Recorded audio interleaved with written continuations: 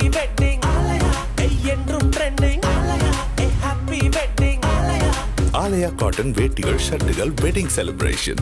சென்னை போரூர் ஏரியின் மேல் பகுதியில் செல்லும் தாம்பரம் மதுரவாயல் இடையிலான புறவழிச்சாலையில் சென்று கொண்டிருந்த நபர் ஒருவர் தன்னுடன் அழைத்து வந்த 3 வயது மகனை திடீரென ஏரியில் தூக்கி வீசிவிட்டு தப்பியோடியுள்ளார்.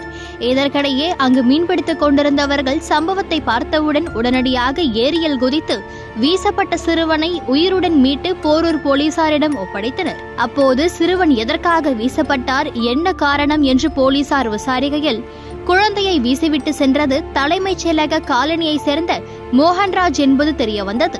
மேலும் மனைவியுடன் ஏற்பட்ட தகராறு காரணமாக அவரை வீட்டில் வைத்து கதவை வெளிப்புறமாக பூட்டிவிட்டு தனது 3 வயது மகனுடன் வீட்டில் இருந்து வெளியேறியுள்ளார் மோகன்ராஜ். மனைவி மேலிருந்த கோபத்தில் தனது 3 வயது மகனை போரூர் ஏரியில் தூக்கி வீசிவிட்டு சென்றதும் விசாரணையில் தெரியவந்தது. இதனையடுத்து சிறுவனை அவனது தாயிடம் போலீசார் ஒப்படைத்தனர்.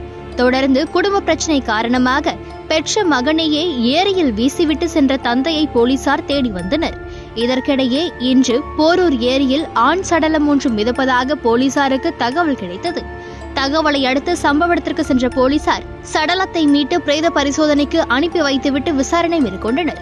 விசாரணையில் சடலமாக கிடந்தவர் 3 வயது மகனை ஏரியில் தூக்கி வீசிவிட்டு சென்ற தந்தை மோகன்ராஜ் என்பது தெரியவந்தது. இது தொடர்பாக விசாரணையை துவக்கிய போலீசார் ஏரியில் 3 வயது மகனை வீசிவிட்டு சென்ற மோகன்ராஜ் குழந்தையை இப்படி ஏரியில் உயிருடன் வீசி விட்டோமே என்ற மன உளைச்சலில் ஏரியில் குதித்து தற்கொலை செய்திருக்கலாம் என்று தெரிவித்துள்ளனர்.